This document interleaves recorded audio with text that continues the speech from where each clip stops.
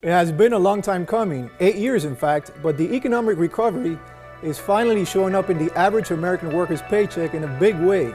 There have been plenty of winners in the recovery, which began in 2009. Companies, homeowners, investors, and especially households at the apex of the economic pyramid. But slow gains in take-home pay have stoked anxiety and frustration for many others, a factor in the wave of discontent that President Donald J. Trump rode to victory in November. But even as Mr. Trump succeeds President Obama, the Labor Department reported that the average hourly earnings rose by 2.9% last year, the best annual performance since the recovery began. And many economists expect the trend to gain momentum this year as a tighter labor market forces employers to pay more to hire and retain workers. This is a turning point for the overall economy, said Diane Swank, a veteran independent economist in Chicago. While wage growth was robust last year, government data for December showed a more tepid increase in the employment, with 156,000 jobs added during the month, and a slight uptick in the unemployment rate to 4.7%. Until recently, a rise in salaries one month would peter out the next, but the upward trajectory in 2016 reflects wage gains even for Americans at the low end of the pay scale. Leisure and hospitality workers, for example, saw hourly earnings jump 4.4% from a year earlier, equal to the increase employed by employees in the surging technology sector. To be sure, a number of the economic problems cited by Mr. Trump during the campaign remain. Millions of workers not even looking for jobs, a lack of factory positions, and fewer opportunities for the 55% of Americans without college degrees or other post-high school credentials. Strong economic growth doesn't really matter if it's not widely distributed. You can have a better economy, but still not good enough for people who aren't participating at all, Mrs. Swank said. A more comprehensive government measure of unemployment, which includes workers forced to take part-time jobs because full-time positions were not available, stood at 9.2% in December, a much higher level than at this point in past recoveries. But rising wages should counter the economic undertow, especially if the gains remain broad-based. And while a 2.9% increase may not sound like much, it goes much further because inflation is about 1.7%. Although not reflected in the December figures, many low-wage workers are getting raises this year because of state increases in the local minimum wage. Some of the increases were substantial, with Arizona, Maine, and Washington each raising the floor by $1.50 or more an hour. Even in California, where at 50 cents an hour the wage gain is not as steep, 1 in 10 workers has gotten a raise, and minimum wage gains can have a spillover effect, pushing up pay for workers just above the bottom salary tier. For all his criticism during the campaign of Mr. Obama's economic stewardship, Mr. Trump has inherited an economy that is fundamentally solid. Consumer sentiment, corporate profits, and the stock market are all at or near multi-year highs. Recently, Wall Street embraced the not too hot, not too cold labor market figures, lifting the Dow Jones Industrial Average close to 20,000 and a new nominal record.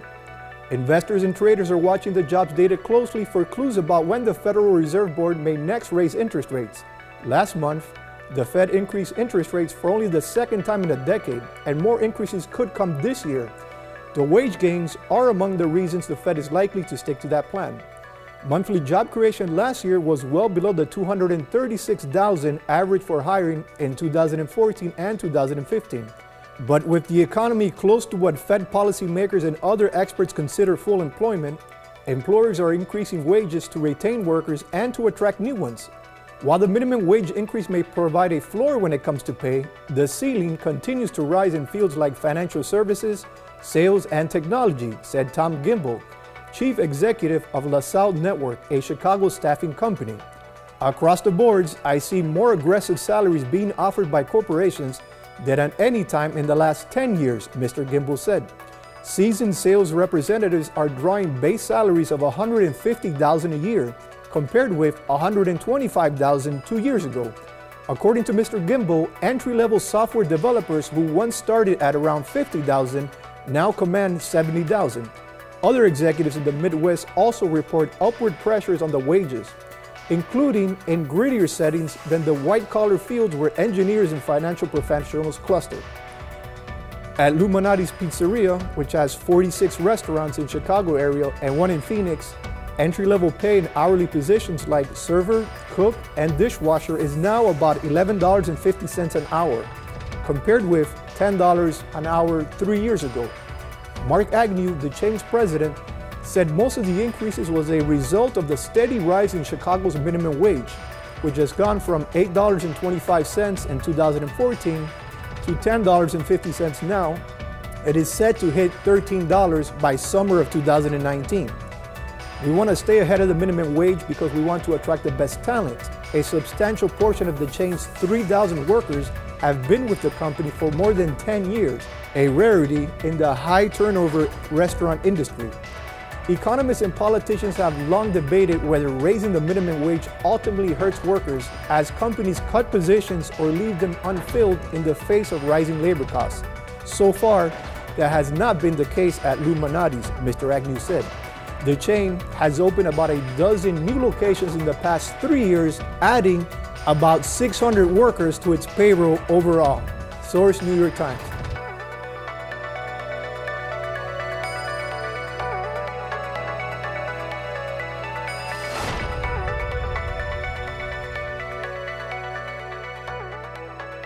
Friends, welcome back. Welcome to another edition of Business World. I'm your host, Professor Suarez. With us today is Professor Richard Tapia. He's a professor of political science and international relations at Miami-Dade College's North Campus. He's also very proud of him for recently graduating with his second master's degree from Harvard University. Congratulations, that's a very good accomplishment, Professor. Professor, welcome back. And recently you took a trip with the college to our nation's capital, Washington, D.C. Tell us about that and tell us about some of the good things that the students were able to experience in that. Is it an internship trip? Tell us a little bit about it. It was a seminar that we sent a group of students that are selected amongst the college. The students apply. It's the Washington Center Presidential Seminar, and it's a seminar on the presidential inauguration. Wow. And the topic of this seminar was elevating the political discourse. So a group of students got chosen. It was a group of about 22 students that were chosen with 2 advisors, myself and the Professor Medina over at the Wolfson campus. Wow. And the students basically got to be able to sit through a series of speakers that reflect both sides of the aisle, and basically they analyze politics and the media. They also get a chance to do a variety of site visits to think tanks, to museums, to memorial sites within the Washington, D.C. area, so that they're able to see how politics works close up. They're able to meet with members of Congress. Right. They were able to go to Congress and basically able to sit in on sessions to basically understand the intricacies of Washington politics. And they also got to see the presidential inauguration because we were there at that time. Wow, that's an amazing opportunity. Thank you. And so I guess there were many different speakers. Was it all just on the topic of elevating the political discourse, or was there any speaking about the state of the economy and job growth? Was that touched up on? Correct. So the general theme was elevating the political discourse. Right. But within that theme, there was different topics that was covered: race in America, right, race in politics. We also basically covered the budget, the economy, right, what's the relationship between the budget and the economy, which, it's very alarming how the general public in itself doesn't understand the connection between budget deficits and trade deficits and how one could lead to the other. And what this seminar did was do a fantastic job, in my opinion, in not only presenting both perspectives, right, but bridging that gap of, let's say, students that are curious to understand how is it they believe that the government works to truly how does the government work, and how do you bridge compromise when you have such diverse perspectives. And the only way you really understand that is right, really experiencing it. And that's what made the seminar so fantastic, is that it was experiential. They wow, needed to experience these different events and site visits and engage in these conversations and discussions with some of our nation's policymakers, with the think tanks that are advocating on the ground. So it could be an example for them to do it, because right, as I've said many times, our youth is not the future, they're the present. They're of age and they're ready to participate, and they need to participate because that's the only way we make democracy work. Democracy is Right. not a spectator sport. That's amazing. And, they say politics is the art of the possible. And like you talked Benjamin about, Franklin. right, you talked about, compromise. And a lot of times we don't realize how hard it is to actually, negotiate a deal, how to get, your agenda across. And that's always going to be countered by other interests in the ecosystem, right? In one of the sessions, they actually had a simulation where the student had to basically balance the budget first prior to the session and then Right. come together with their ideas on how they did it through a computer simulation that was provided to them by the Concord Coalition. Right. And then in consensus with the entire group, Right. basically get everybody to agree and debate and negotiate how to balance the budget. So it's one thing to sit at home by yourself Right. and balance the budget on where you would basically raise taxes or cut spending and back and forth. It's another thing to come in with those ideas and that agenda and basically reach a negotiated settlement with 120 other people trying to do the same thing. And I think Yeah, that was the that's- experience in the simulation that they took away from it. And I do Right. something very similar in my class, but being able to experience the Concord Coalition session, Right. I'm telling you, it was far more sophisticated, and I'm actually incorporating their simulation into my class because they really took it to a whole new level. It was a fantastic experience. They did a great job. That skill set could be applied to many different Absolutely, fields. and it's the reason why in my political science classes, I take the approach of when I did my master's in public policy, where it was so much experiential, because the best type of learning is the kinesthetic, experiential type, where you see its application, its hands-on application. So whether it's service learning, which we did a day of service as well while we were up at the Washington Center, we got to meet Secretary of Education King, Amazing, right? which Amazing. he was very nice, got a chance to speak with our students. But whether it's service learning or it's these types of exercises where they see how it is that government operates day in, day out, this is the best type of learning, because this is the type of learning that they're going to remember Right. years on end. And it really is when they begin to apply these ideas and these objectives that it really begins to metastasize into a body of knowledge that they could put into their bag of tricks. The economy is up 2.9% last year. Inflation is 1.7%. And what are some of the economic trends that are happening out there that will impact our community? Here in Miami-Dade County, I would say that there's three main trends that I'm looking at. Okay. One is educational attainment. How many of our youth are graduating with a bachelor's degree or a master's degree, and how many of those that graduate are coming back to Miami-Dade County? Right. Because another major factor that's influencing them graduating from some great institutions here at Miami-Dade College, College, yes. FIU, University of Miami, and some of the other great institutions that we have around us, Right.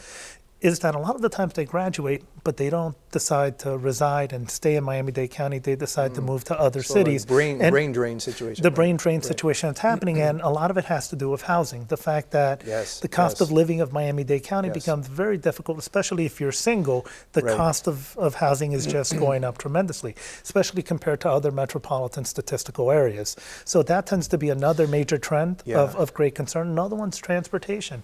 If you look at how long it takes for someone to be able to commute within Miami-Dade County, Traffic, okay. and then are there any public transportation alternatives that they could get that really becomes viable, because our Metro Rail is very limited on its Yeah, reach. it's not- The county it's has been not- wanting, right, the it's county not has been in- wanting to extend it. Right. But the problem is that Metro Rail tends to be very expensive. It's $150 million for heavy rail if they were going to do the Metro Rail extension per mile. Right. Or if you were going to go the light rail, would be $80 million per mile. Right. And Let me the just say county that. is trying to see how they could extend it, but those become the three major issues that Recently, I read an article in the New York Times, and it talked about how foreign real estate investors, and when I say foreign real estate investors, specifically they cited from Russia, which, like very high-end, either political elites that or business tycoons that want to invest their money in a safe environment, so they come to the United States, specifically in the South Florida area. They're coming in and they're purchasing very high-end real estate, and most of the time when they're done, cash purchases. housing prices are Right. basically set by the highest bidder, right? Who's willing to pay the highest price available with the money available. So if foreign investors come in and they have the highest cash offer, then if I'm selling my house, then I'm going to want to, or my condo or whatever real estate holding I have, I'm going to want to get the highest price available for my product. And, you know, based on supply and demand side economics. Yeah, and I understand exactly where you're coming from, the free market. But, what I'm saying is, you know, you have a lot of money, that's not vetted coming from international places. Okay, should there be restrictions? We need restrictions. We need to align it. Whereas, okay, if you're buying a $15 million, you know, high-end condo, where did the money come from? The same standards as they would apply to someone who's getting financing. That's where I see that's unethical. So you need to either align it or not include it, so it impacts our local community. That I believe that. So whether or not we should allow, let's say, foreign capital moving into the United States. No, we want it. But whether or not that foreign capital came from ethical and legal sources in order to prevent money laundering. And there are, I understand where that point could come from. For a very long time, many people have stated that flight capital from different parts of the world have come into South Florida and distorted the South Florida housing market, whether it was from, let's say, black market sources or... and I'm not making that allegation. Correct. But whether or not it came from ethical places, and how we could create laws to make the whole entire process more transparent. I agree that the process should be as transparent as possible to make sure, guarantee the rule of law, guarantee fair play, and at the same time, we need to make sure that when the banking industry gives out a loan, it's giving out a loan in a very transparent way as well. I get a little apprehensive when people want to roll back on certain regulations that are going to guarantee that when loans are given out to individuals for single-family homes or for condominiums, that they create a lot of traps and a lot of leniencies that we saw during the housing market of 2005 that led to the 2008 recession. And you begin to see that what Elizabeth Warren did later with the Consumer Services Bureau, Protection Bureau, is to want to create a standard instrument for everybody, similar to what they do in Europe, to make sure that you don't have all of these traps where if you miss one payment, suddenly they could charge you a fee, or that the interest rate begins to balloon or begins to scale upward. So, you know, in those types of deregulations, I get really apprehensive when I hear about them, because we want to make sure that we create a sustainable housing market that has real growth and that's accessible, right? Because I mean, I think many people would agree with me that it's very, and you know, that's one of your points, that it's very, it's progressively harder to own whether a home, whether that be a house. Another issue here in Miami-Dade County is that our population is growing, and we haven't been able to really increase the amount of housing units per our population growth. So we have an issue, which is the urban development boundary. So we have a development boundary that we're not able to move westward because we have the Everglades, we have our fresh water supply, we have a variety of environmental issues that we wish to preserve. And then the other problem is that if we have overdevelopment, we begin to use up a lot of our fresh water, and you begin to have saltwater intrusion into the water table, which is another major issue. So in Miami-Dade County, I think we have to find ways to make sure we recycle water and conserve water as efficiently as possible. One of the countries that actually does it the best and actually has a very strong relationship to the South Florida community is the state of Israel. The state of Israel does a fantastic job in recycling, reusing all of the available water, and now they're using desalination technology to provide water to their neighbors. And I think those are the types of things that we need to develop here in Miami-Dade County. And I'd like to go to your second point, traffic, which I think, you know, it's super important for everyone. And I think for some reason, I mean, I believe it is a challenging, not impossible, challenging problem to tackle. And I believe that there's not enough being done out there by local leaders, whether it's, you know, government or... I think the problem is probably going to come from the private sector because of they're motivated by self-interest. They're going to want to figure out a way to, you know, overcome the traffic issue to make a profit, and that's probably more of a motivation than anybody else has to fix it on one end. And on the other end, going to your point, there's efforts to expand the metro rail, but you know, historically here in South Florida, you know, I think that consumer confidence in local government has I'm not going to say has been lost, but it has dwindled. There's not a strong support in government. The confidence is not there that if they do have to pay, another cent or whatever form of tax to build that infrastructure, I think the confidence is not there in the consumer to go for it. The public support is not there because there hasn't been outcomes. Professor, we're going to pause here and take a short break. Friends, thank you for tuning in. We'll be right back after these commercials.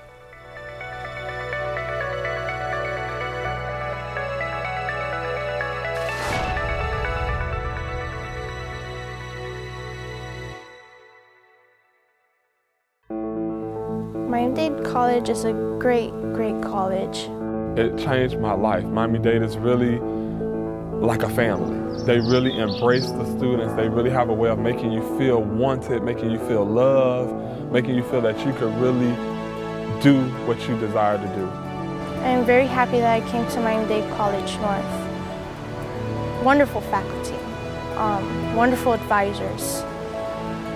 I feel speechless because they're so good at what they do. I feel that students should not give up. They should become someone. They should be in a major that they love. And Miami-Dade really, has made a huge impact on my life for the better. I feel that everyone should do that. Everyone should take that extra step and continue their education. Come here to Miami-Dade. Miami-Dade is great.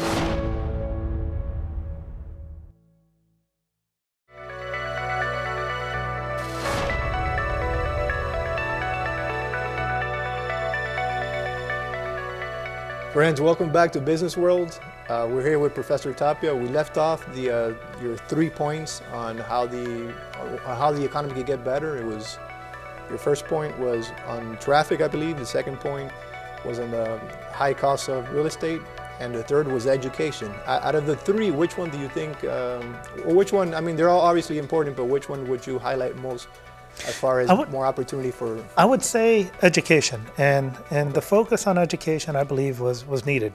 The question was, what factors, what trends do I see here in the local community is needed in order to promote economic development and how to bridge income inequality, and I believe education is the key. If you look at income inequality nationally throughout the country, you begin to see that even though we've been able to bridge a little bit on income inequality with wages rising above inflation, what you also see is the fact that minimum wages have not kept up. When the minimum wage was first initiated it was initiated during the Great Depression under the New Deal, and then later you see in 1968, it was basically $1.40, $1.60 under the Great Society programs. It would be equivalent to $10.55 today.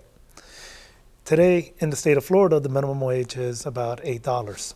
So you see that it has not kept up with the pace of inflation. And I believe that one of the things we need to do is create a living wage, but more than a living wage is making sure that people have an education to graduate in fields in which they're going to be able to make higher income. But the amount of income disparity that you see is, and you see this throughout the country, is not only with women versus men, where women make 80 cents for every dollar, despite the laudable efforts of the Lilly Ledbetter Act, which was the first piece of legislation that President Obama signed into law. But you also see a lot of disparity when it comes to African Americans and Hispanics, where median household incomes per the Pew Research Center would basically show that Hispanic households have about a median household income of or household wealth accumulated, which is the amount they have in savings and so forth, about $13,600, compared to white households that have $141,000. African American households have an even lower amount, which is $11,000. So how do we elevate? How do we basically build upward mobility? And I believe education becomes the best way to do it, especially when you consider that within the next few years, because of an acceleration in technology, based on Moore's Law, based on a variety of principles, that you're going to see that self-employment is going to continue to grow in America. We have to give people, individuals, the tools to be able to compete in this global economy.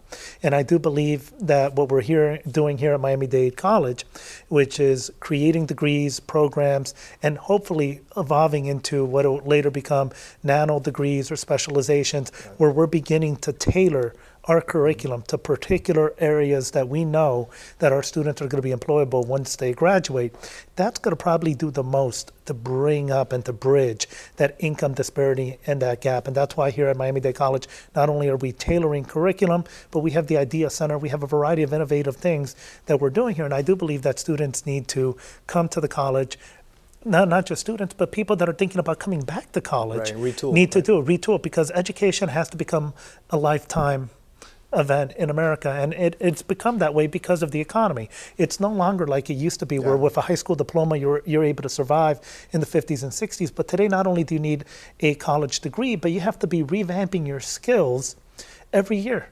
So education must become a lifelong thing in America, and I believe that's what we're doing here. And if we want to compete and bridge that gap, that's what's going to have to happen. What are some of those tools that you feel, or skill sets that you feel are necessary for students or returning students or professionals along their developmental path that they need to have? What are some of those core competencies, if you will? You know, I think the most important, and I think we need to reiterate this over and over again, is how to play well with others. The fact that people are able to accept different, diverse perspectives, diverse backgrounds. Today's world has become far more global than ever before. We're having an acceleration not only in technology, but in globalization, where countries and communities become so interdependent and in many ways interconnected that you have to be able to understand the sensitivities of people from other parts of the world. You have to be able to understand how do you grab ideas, bring them together, and do so in a way that you could basically incorporate different perspectives, not only culturally, politically, but even interdisciplinary. How can you grab knowledge in one discipline and relate it to another discipline to basically create a new type of synthesized hybrid, a new technology, a new type of product? And that's why education in countries like Finland is moving away from subjects and more into topics that become interdisciplinary. In fact, there's a grant that we're working on here at the college with the National Endowment of the Humanities on creating more interdisciplinary courses. So it's going to be these types of skill sets, these types of competencies that's going to allow the individual to compete more than ever before.